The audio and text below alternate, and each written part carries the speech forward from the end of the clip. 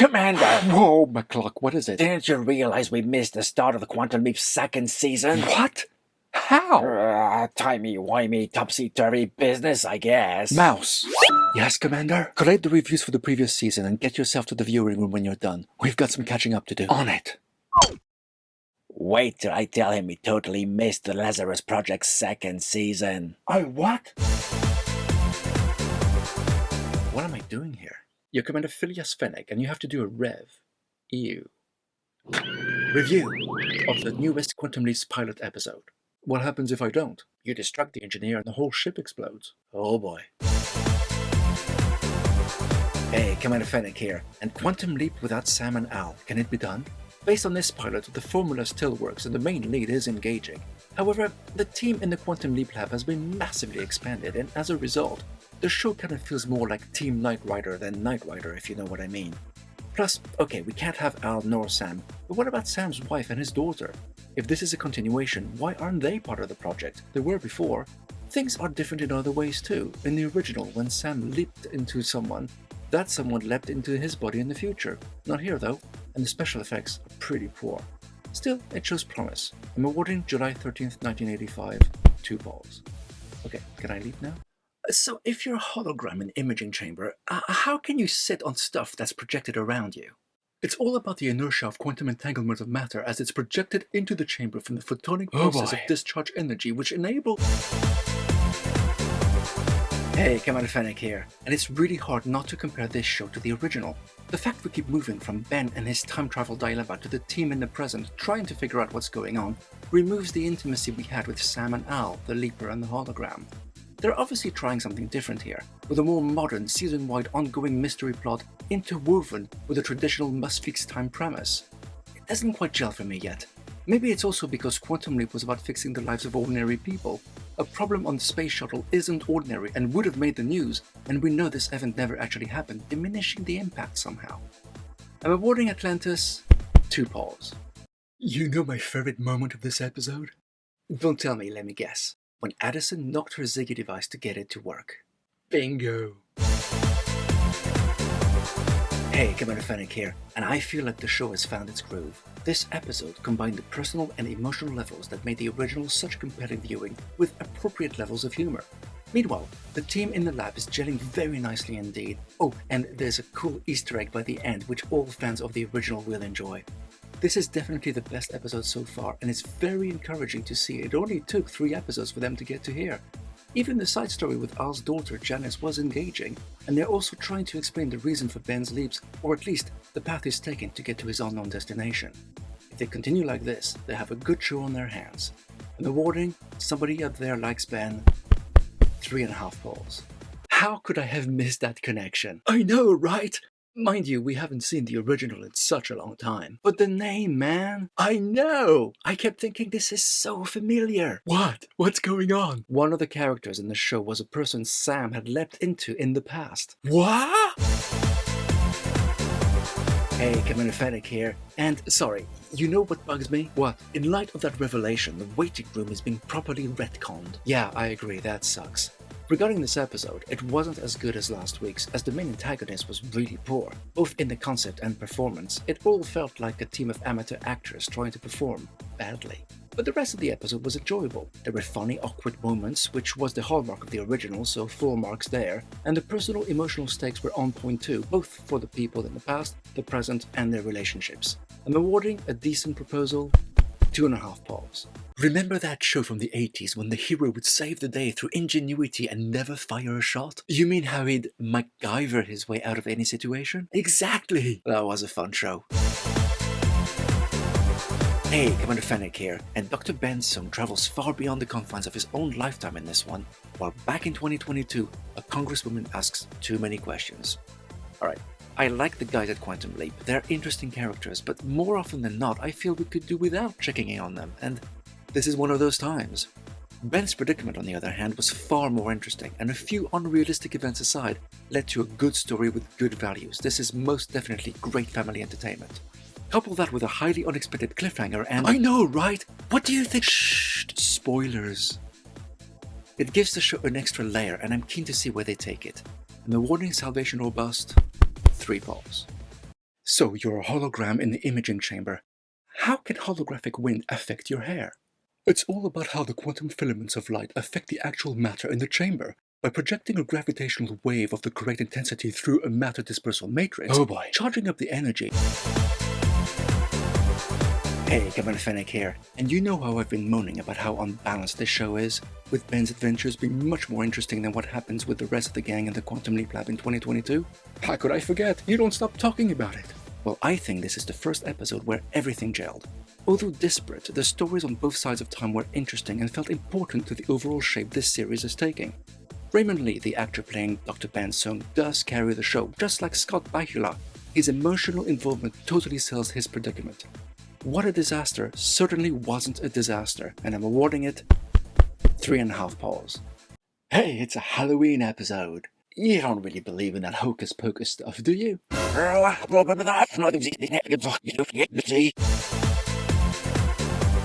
Hey, Commander Fennec here, and I'll be honest with you, I was expecting something naff this week. After all, demon possessions on Halloween in a dark, mysterious house in the 1930s? Please. It had all the hallmarks of something quite ridiculous, and yet, I complained in the past about the low budget the series was getting. Maybe they were saving up for this one because the effects, direction, and editing were definitely on point. The mood was excellent, and I loved the conflict the writers put on Ben, struggling between his scientific knowledge and the world of the occult. Odd occurrences even took place in the lab, although we're back to them not being really that interesting. Ben's story was definitely the main attraction here. I'm awarding O Ye of Little Faith 3.5 paws. Share your thoughts in the comments. Live long. Oh, darling, darling, stand by Ben. Whoa, stand by Ben. Just as long as you stand by Ben. Hey, Commander Fennec here, and after a fantastical adventure, this one is more traditional, as Ben has to keep a group of teenagers safe in the wilderness. The story is fine. As always, the most interesting part is Ben's predicament and the new people around him, but the episode relies on too many conveniences right up to the ending. I'm also a little surprised about some medical advice being handed out, but hey, it's a TV show, not real life. You'll also say I'm starting to sound like a broken record, but the events in the Quantum Leap Lab could easily be removed and you wouldn't miss anything from the story. Might explain why we hardly ever saw them in the original series with Sam and Al. All in all, Stand By Ben is an average episode, to which I'm awarding 2 paws. Quantum Leap does The Bodyguard with singing and everything. Okay, true. However, the similarities end there, and this story goes in a very different direction. Hey, Commander Fennec here, and Quantum Leap is back as Ben finds himself having to protect a singer from a murder attempt.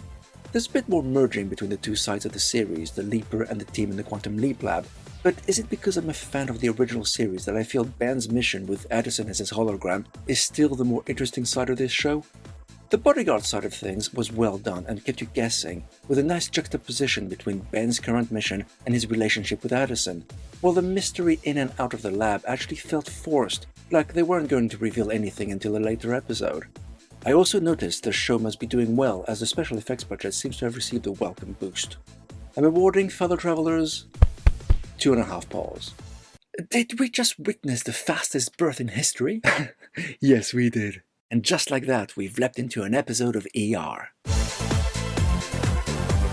Hey, Commander Fennec here, and this was a bit of a frenetic story, as Ben has to do his best to save a number of people. It's classic emergency room story trope with numerous crises, all of which have to be resolved and somehow all lead to a greater joint purpose by the end of the story. Totally unrealistic, and yet still very satisfying. The events keep you interested, the acting was great, and I at least was engaged to the end. Nothing much takes place on the other side of the time tunnel. Just as last time, they're drawing it all out and padding everything. Something will undoubtedly be revealed, but I bet it won't be for another 6 episodes. That part of the story seems to be turning into a classic trust no one thriller, albeit a very slow one. I'm awarding Paging Dr. Song 2.5 paws. Time travel stories are always pretty cool, that's why we're here, Mouse. But those I like best are the time loops, like Groundhog Day or The Edge of Tomorrow. Exactly those. Then you're gonna love this episode. I did notice the similarity between its title and a certain movie tagline. Hey, Commander Fennec here, and I really enjoy it when shows start to experiment with their formula, mixing it up and keeping it fresh. A time loop story is nothing new, but adding a little quantum leap twist to it made it very interesting. Couple that with a good mystery and a ticking time bomb, literally, and this was a very good show. The Quantum Leap Lab team also felt more dynamic this time, even though they couldn't really do much, as always. The only downside for me was how quickly Ian concluded Ben was stuck in a time loop. You'd think that should have taken a little longer to reach such a definite conclusion, but really, that's just nitpicking. I'm awarding Leap, Die, Repeat 3.5 balls. Whoa, they finally went there. Considering Ian's been on the team since the start, I was beginning to wonder when they would actually tackle this head on. Hey, Commander Fennec here, and this is a difficult subject to handle, especially for what is supposed to be family entertainment. But anyway, is it any different than when the first gay character appeared on a show? Or the first black character? Remember what Martin Luther King said to Nichelle Nichols when she thought of leaving Star Trek? Indeed I do. The main difference, I feel, is how polarized the world is these days, mostly due to social media, I fear, because you're right, it's challenging, but it's no different to all those other times. We're just pushing the boundaries a little further, one decade at a time. I thought they dealt with it in a very sensitive and emotional way, and with bravery, so full marks for that. Story-wise, the turnaround of some characters happened way too quickly and stretched credibility for me, and the most memorable moment was that cliffhanger ending. That one totally blew me away. I'm awarding Let Them Play 3 paws. Well, this is a very personal leap for Ben, one that is very similar to his own family history, I agree. But what's going on with Ian? This is the recurring problem. It's a well thought out leap, and you always end up wondering why we need to see what's going on in the lab. Hey, Commander Fennec here, and I enjoyed this one, as it hit really close to home for Ben. Those leaps always feel more intense and important when they affect Ben intimately. The story itself was good, with a surprising twist I didn't see coming. Nor I, and a little change in the formula is always good. It sure is, and I think they tried to do that with the team back in the lab, but as I said before, I like those characters and Ian is great, but there's an imbalance in the story, with the leap feeling more urgent and immediate than what's going on with Ian, and it didn't work for me. I'm awarding family style 2.5 paws. War. What is it good for? I'd usually say absolutely nothing, but in this case... Hey, Commander Fennec here, and there's nothing like a war episode to bring out the tension, and I'll go right out and say it, the best episode of the series to date. Not only was what was going on with Ben gripping, as usual, many events conspired to thwart his attempts to put right what once went wrong, but it also happens to be an extremely personal leap for Addison. But it's better even than that. You know how I've been moaned switching back to the Quantum Leap Lab, as it feels that side of the story rarely, if ever, lives up to the other part of the show? It's like you're a broken record about this, Commander, but not in this case. What they were trying to do worked in tandem and in support of Ben. It was the best use of the team so far. And the ending? Just icing on the cake, Ensign. I'm awarding S.O.S 3.5 paws. Do you ever get the feeling that in all the rush of trying to tell a story, you just don't have enough time to do it justice? Who doesn't have enough time to tell a story? Oh, I don't know. Like when you're trying to shoehorn a multi-layered story into a 40-minute episode? Hey, Commander Fennec here, and Ben leaps into the life of a young public defendant trying to help a young man facing life imprisonment for a murder he didn't commit. But Ben has a million other cases as well, and although interesting, the whole thing felt very disjointed. There were too many time jumps, during which Ben clearly did things to resolve this and other cases, but we only see the outcomes, which isn't really how you tell a story. What about the team back in the lab? That wasn't too bad. And how they worked to find the info Ben needed was good. Ironically, this time, and for the first time, it's Ben's side of the story that felt disjointed and unsatisfying, which is a shame.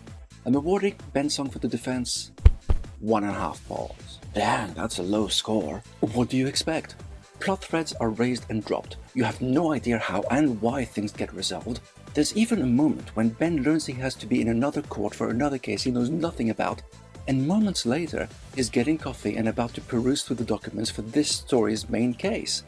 It really feels like scenes were removed to fit the length of the episode, and the script could have done with a few more rewrites to give it more cohesiveness. From the best last week to the worst this one. Quarter whiplash, eh? A mental asylum. Not the best place to be, even at the best of times. Horrific, I agree, although it's always a good setting for a story. Like One Flew Over a Cuckoo's Nest, or Girl Interrupted, or the original Quantum Leap's Shock Theatre. Also based in 1954, it turns out, although there's no connection with this story. And in this mess, leaps Ben. If only it were that simple. Hey, Commander Fennec here, and after the mess of the previous episode, it's good to see this show is back on form. The representation of the mental asylum is very well done and pretty troubling, setting the scene perfectly. And Janice is back. I know! It's been weeks since we last saw her. Talk about not making use of a valuable asset. I think it might be because the show got a last-minute order of 6 additional episodes, so whatever carefully laid story arc they had got shifted out of whack. You're very likely right, and it certainly feels like we're back on the main track now. And on the plus side, what happens in the lab and during the leap feels much more cohesive now. Totally agree. And only 2 more to go before we hopefully get to see some sort of conclusion or revelation. But in any case, this episode was full of surprises, with a great plot, unexpected twists and turns, not to mention some eye-opening revelations, and an emotional ending that would have been much stronger had it been a season finale. On the downside, it kind of felt like they ran out of story too soon, so they had to stretch out the last 10 minutes or so. But despite this was a very good story, and I'm awarding Ben Interrupted 3 paws. Come fly with me, let's fly away. Ah, songs always make flying sound so wonderful. Any songs out there that do the same for TV episodes? Hey, Commander Fennec here, and there's nothing like being in a confined space to focus the mind, as Ben leaps into a stewardess and has to save a 747 that never got home. And the mystery was good at first, trying to figure out what caused the plane to go down while wondering who, if anyone, was responsible for the original tragedy. Once again, the team in the lab works well. I must say, over the last few episodes, a good balance seems to have been found between them and Ben's predicament, making the whole show more enjoyable as a result. You'll find good character moments here too. Sounds like you're heading for a but. You know me too well, Mouse. Well, you know, we have been doing this for a while. But after a good setup, unexpected reveal, and near impossible situation, it ends just way too easily. I did find that pretty disappointing. 1 minute we're told landing a plane that big takes a decade to master, and the next, a regular character just happens to have expert knowledge and can relay that know-how perfectly with no mishap. It certainly felt like too many corners were cut to fit the runtime, which leads to an episode that could have been so much more. I'm awarding The Friendly Skies 2 paws. What about that ending? I'm reserving judgment on that one until next week, but you know how I said I felt the show's budget had been increased recently? Yes, we saw that with much more polished hologram effects. Well, it looks like that extra budget ran out before the finale. Whoops. So, this is it. Yep, after months of adventures and a few extra ones to boot, we've reached the season finale. And did it stick to landing? Come with me if you want to live. Hey, Commander Fennec here, and yes, Quantum Leap literally took the plot of Terminator and made it their own. They even made a passing mention to that during this episode. Talk about being meta, but I didn't mind that. In fact, I didn't mind any of this story. As per last week's cliffhanger, we know Ben leapt into the future, but this turns out to be but the start of a pretty exciting adventure, where every one of our regulars had a great part to play. There are surprises, twists and turns coupled with charming moments and excitement galore. It's a tightly packed story that was well written and entertaining throughout. They've really given it their all and saved the best for last. There was one moment though that was a little cringy, didn't you think? Okay, yes, maybe. But it was minor enough not to affect the scoring in my opinion. And that moment before the final leap, oh man, that was so deserved. But what about the Ziggy is evil plot thread they hinted at a few episodes back? Well, clearly a red herring, which didn't make any sense anyway when it was brought up as a shocking cliffhanger. Actually, what I really appreciated here is that some plot threads have been satisfactorily resolved, and they won't be dangling in front of us season after season. I'm pleased to say this has evolved into a worthy modern successor to the original, and I'm very much looking forward to seeing what happens in Season 2. High praise indeed. Everything worked in this episode, and I'm awarding Judgment Day the full 4 paws. But what did you think of this episode? Share your thoughts in the comments. Live long, and may the Force be with you.